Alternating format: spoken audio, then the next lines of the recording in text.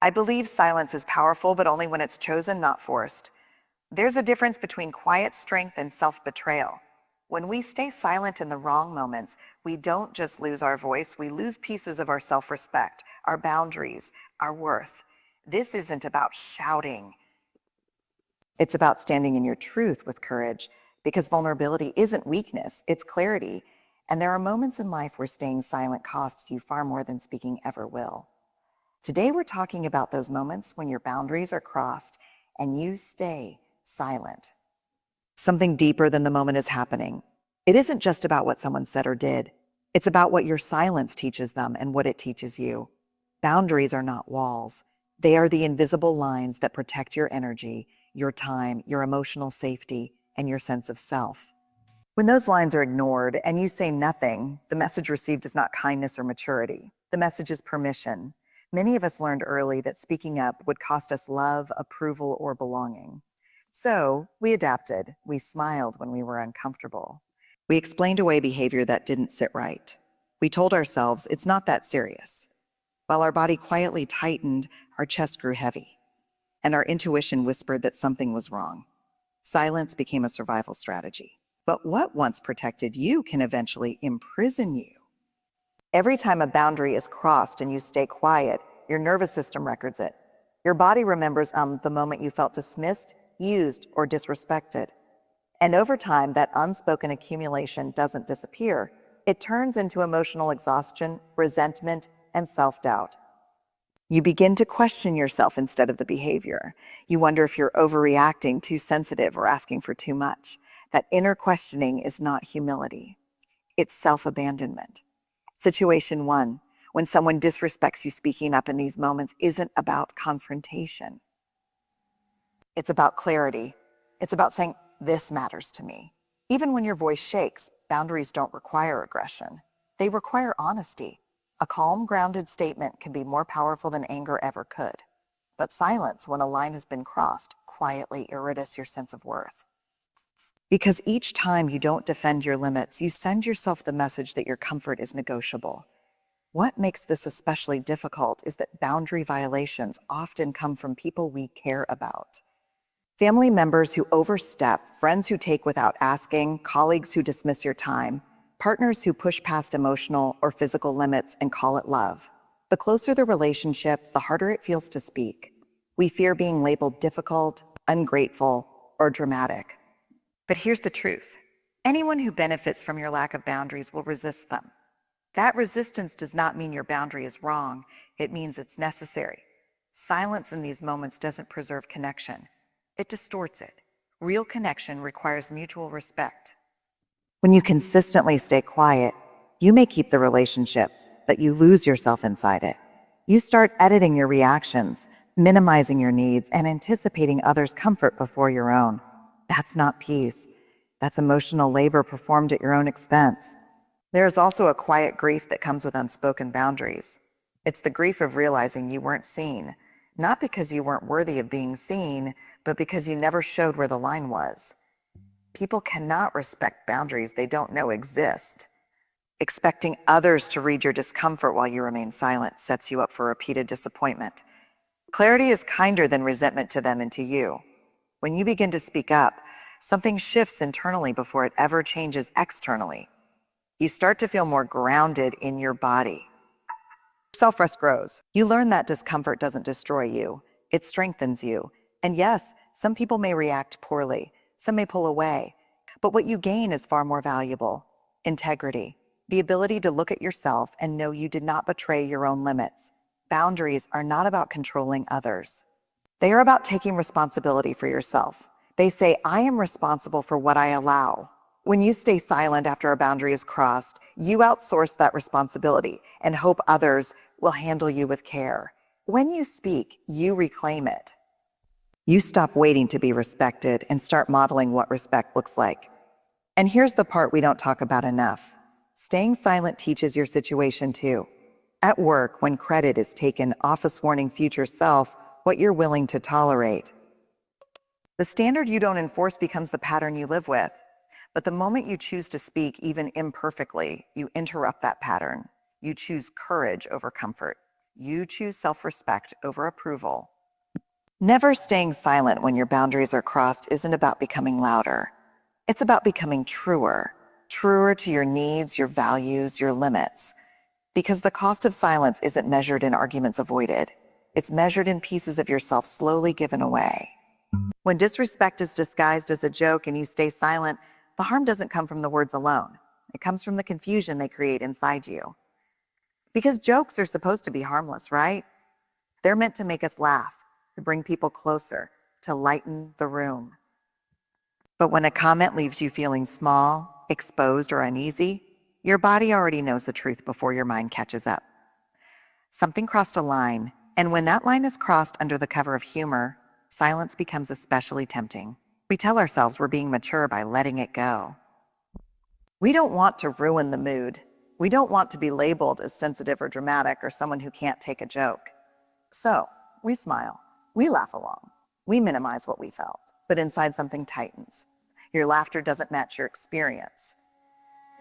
And that mismatch slowly teaches you to distrust your own instincts. Over time, you stop asking, "Was that okay?" and start asking, "What's wrong with me for feeling this way?" Disguised disrespect is powerful because it offers plausible deniability. If you speak up, the response often comes quickly. "I was just kidding. You're overthinking it. Relax." And suddenly the focus shifts from the comment to your reaction. Your discomfort becomes the problem, not the behavior that caused it. Silence in that moment feels safer than explaining your feelings to someone who has already dismissed them. But here's the quiet truth. Jokes that rely on humiliation, sarcasm, or personal digs are not jokes. They're tests. They test how much you'll tolerate. They test whether you'll protect yourself or abandon yourself to keep the peace. And every time you stay silent, the test result comes back the same. This is allowed. The joke gets repeated. The tone sharpens. The boundary moves further away. There is a specific kind of erosion that happens when disrespect hides behind laughter. It's subtle, but it's persistent. You begin to brace yourself around certain people. You anticipate the next comment. You rehearse comebacks you never say. Your nervous system stays alert even in situation 3. In relationships, when boundaries are crossed red spaces that are supposed to feel safe, that's not humor doing its job. That's your body responding to threat, however small or socially acceptable it may seem. Speaking up in these moments doesn't require a speech or an accusation. It requires presence. Sometimes it's as simple as not laughing. Sometimes it's a calm, steady response that didn't feel okay to me. And yes, it may feel uncomfortable, but discomfort is often the price of self-respect. Silence may keep the moment smooth, but it keeps the pattern intact. Speaking interrupts it. What makes this especially challenging is that many of us were taught that likability is a form of safety. We learned that being easygoing would protect us, that laughing things off would make us more lovable. So when someone crosses a line and calls it humor, we deaf. Alt to being agreeable instead of honest. But belonging that requires self-erasure isn't belonging. It's performance. And over time, performing costs you your voice. There's also a deeper layer here. When you stay silent, you don't just allow disrespect from others. You normalize it internally. You begin to speak to yourself the same way. You downplay your own feelings. You joke about your pain. You dismiss your intuition. The external joke becomes an internal habit. And that is where the real damage happens. Choosing not to stay silent is an act of self-love. It says, "I trust what I felt." It says my emotional response matters, even if it's inconvenient. You are not responsible for managing other people's discomfort at the expense of your own dignity. If someone reacts defensively when you name the impact of their words, that reaction tells you more about their capacity for accountability than about your sensitivity. And yes, sometimes speaking up changes the dynamic. Some people adjust, some apologize, some reveal that they were never joking at all. But clarity is always better than confusion. You deserve relationships where laughter doesn't come at your expense, where humor doesn't require you to shrink, where jokes don't leave bruises you can't explain. Never staying silent when disrespect is disguised as a joke is not about becoming humorless or rigid. It's about refusing to trade your self-respect for a laugh you didn't enjoy.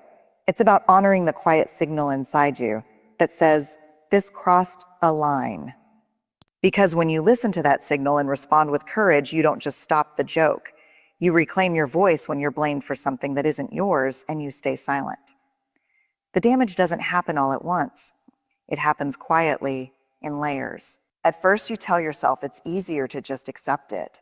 You don't want conflict. You don't want to explain. You don't want to look defensive.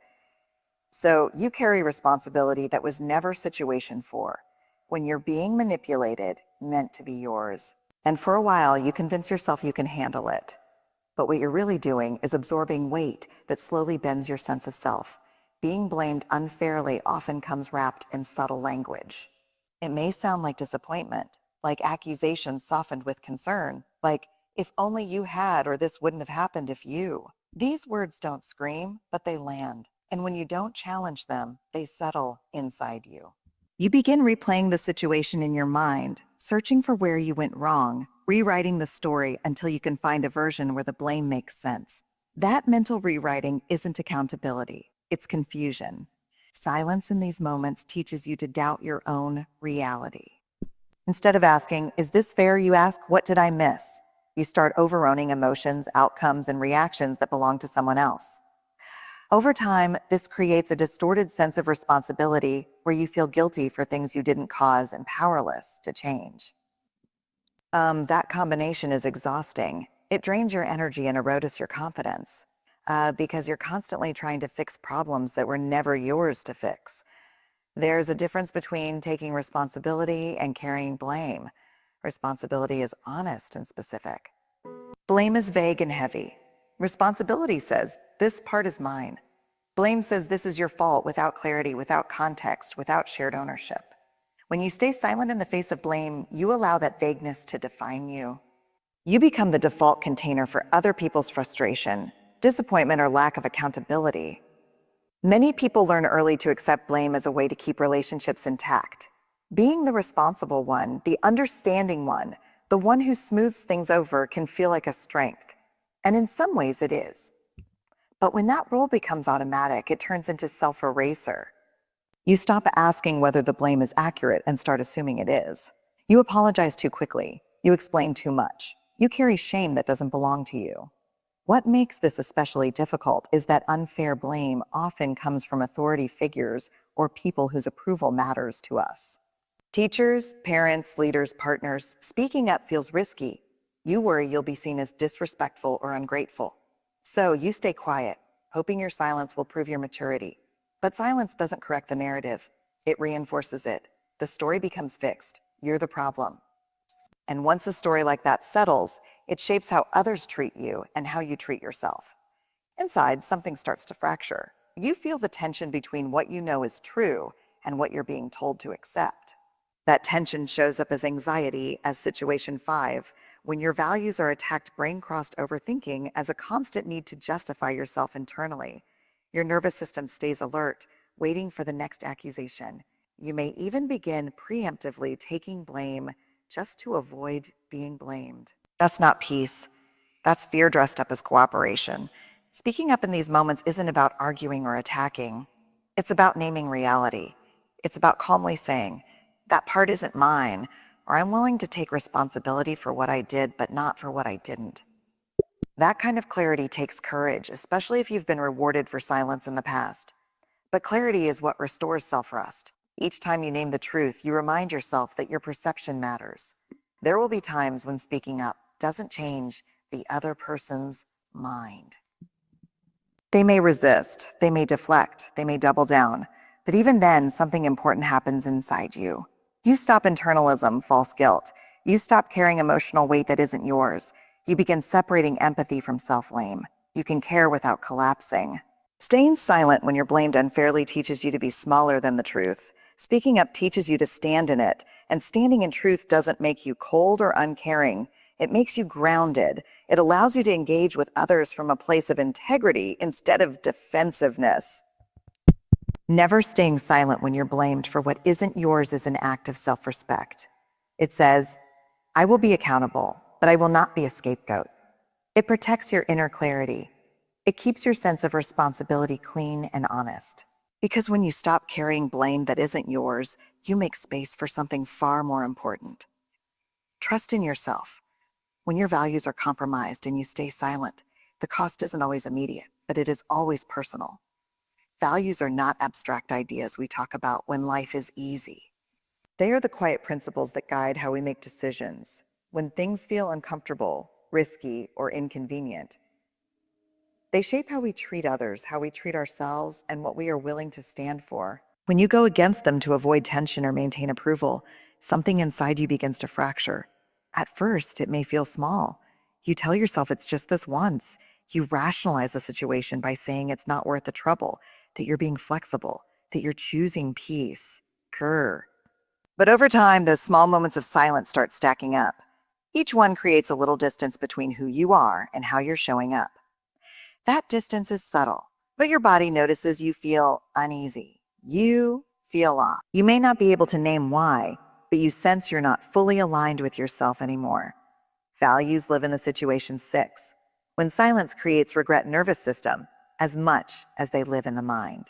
When you act again to them, your body responds with tension, fatigue, and a low-level sense of stress. That stress isn't coming from the situation itself.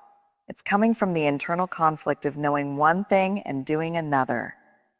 Staying silent in these moments teaches you to override your inner compass, and the more often you override it, the quieter it becomes. We learn quickly that standing by our values can make us uncomfortable in rooms where fitting in is rewarded. So we adapt. We nod when something feels wrong. We go along with conversations, decisions, or behaviors that don't align with who we want to be. We convince ourselves that our values are private, that they don't need to be expressed. But values that are never expressed slowly lose their power. What's especially painful is that compromising your values often looks like self-betrayal long before it looks like conflict. You feel it when you replay the moment later and think, I should have said something. You feel it when you avoid your own reflection. When you feel disappointed in yourself without fully knowing why.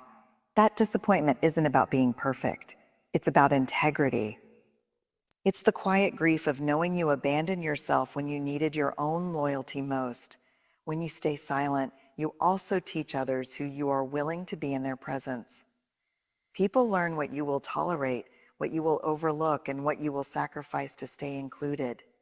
That doesn't mean others are intentionally trying to change you, but environments are shaped by what goes unchallenged. Silence becomes participation, even when you don't mean it to be. And over time, you may find yourself living inside a version of your life that doesn't feel like it belongs to you. Speaking when your values are compromised doesn't mean you have to convince anyone or win an argument. It means naming your position with honesty and respect. Sometimes it's as simple as saying that doesn't sit right with me or I see this differently. Those statements don't attack. They clarify. They reconnect you to yourself in the moment you're most tempted to disconnect. There may be consequences. Some people may not understand, as to some may distance themselves, but there is also a profound internal reward that comes from alignment. When your actions match your values, your self-trust deepens. You feel grounded, even if the external situation 7. When speaking up changes your life, collision speaking remains uncomfortable. You learn that you can survive disapproval, but you struggle to survive self-betrayal. Silence in these moments slowly reshapes your identity. You become someone who adapts instead of chooses, who reacts instead of leads from within. Over time, this can turn into numbness. You stop noticing when your values are crossed because noticing would require action. And numbness may feel like relief, but it comes at the cost of aliveness. You lose the sense of purpose that comes from living in alignment. Speaking up, on the other hand, strengthens your inner spine. It teaches you that your values are not fragile. They can be carried into difficult conversations and still survive. It reminds you that you are allowed to take up space with what matters to you. You don't need to be loud or aggressive. You just need to be honest.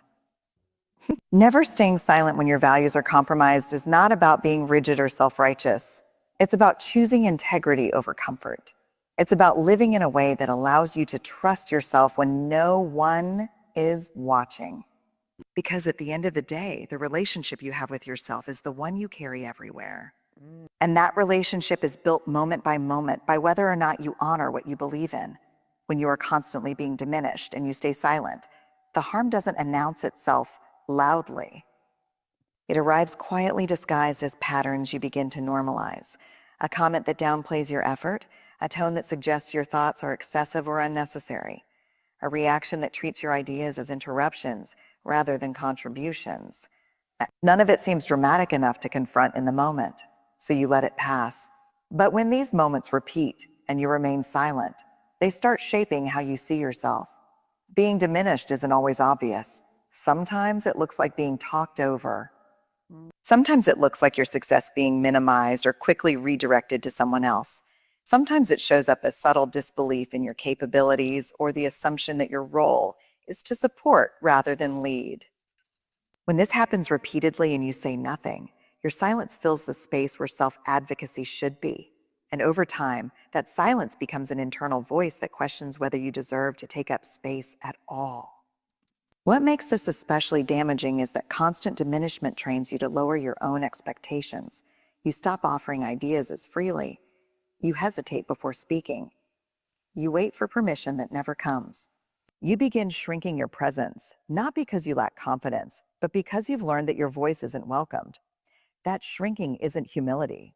It's a response to an environment that hasn't made room for you. Staying silent in these moments often comes from a desire to be agreeable. You don't want to seem arrogant. You don't want to create tension. You tell yourself that recognition doesn't matter, that you'll let your work speak for itself, but work can't speak when the room refuses to listen. Silence in this context doesn't preserve harmony. It preserves imbalance. It allows others to continue occupying more space while you occupy how to speak up calmly and confidently less. There's also a physical cost to this kind of silence. Your body feels it, the tightness in your throat when you stop yourself from responding, the heaviness in your chest when your contra un is overlooked, the fatigue that comes from constantly monitoring how much of yourself is acceptable to show.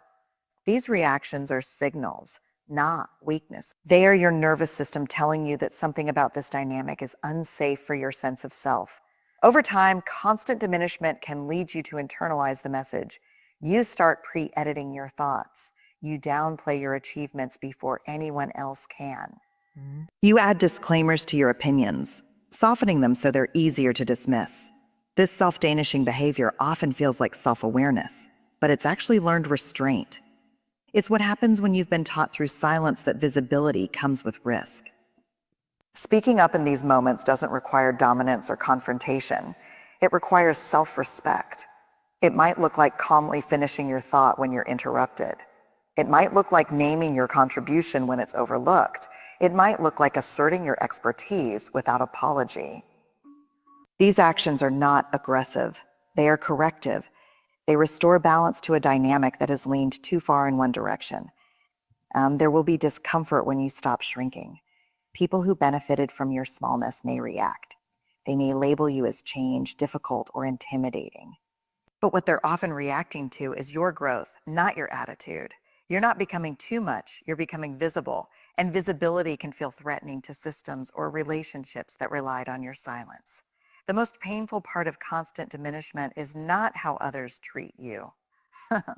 It's how it teaches you to treat yourself. You begin to accept less than you deserve. You lower your standards for respect. You stop trusting your own authority. That internal erosion is harder to repair than any single external slight. When you choose not to stay silent, something important shifts inside you. You begin reclaiming your presence. You remember that your thoughts have weight, that your experiences count, that your voice carries value simply because it's yours. You don't need to justify your right to be heard. You already have it. Never staying silent when you are constantly being diminished is an act of reclaiming space. It's choosing to stand where you are instead of stepping aside. It's refusing to participate in your own eraser. You don't need to become louder, final message. Choose respect over silence than everyone else. You just need to stop making yourself smaller because the world doesn't benefit from you disappearing. And neither do you. When silence is demanded rather than chosen, something fundamental is being taken from you. Chosen silence can be powerful.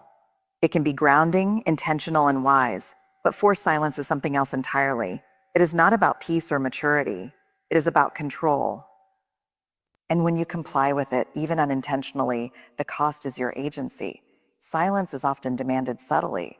It may come as a warning not to cause trouble, a suggestion to let it go, or a reminder to know your place. Sometimes it arrives wrapped in authority, sometimes in emotional pressure, and sometimes in the unspoken rule that speaking up will have consequences. You sense it in the room before it's ever said out loud. You feel it in the way conversations shut down when certain topics are raised. You learn quickly which truths are allowed and which ones are not. And when you're told directly or indirectly to stay quiet, the message isn't just about your words. It's about your right to exist fully in that space. Forced silence teaches you that your perspective is inconvenient, that your feelings are disruptive, that your truth is dangerous. And when you accept that message repeatedly, you begin to internalize it. You stop sharing. You stop questioning. You stop trusting your own voice. This kind of silence often masquerades as respect. You're told that speaking up would be disrespectful, ungrateful, or inappropriate. But respect that requires you to disappear is not respect, it's compliance. True respect allows for honesty even when it's uncomfortable. When silence is demanded, the environment becomes less about mutual understanding and more about preserving power.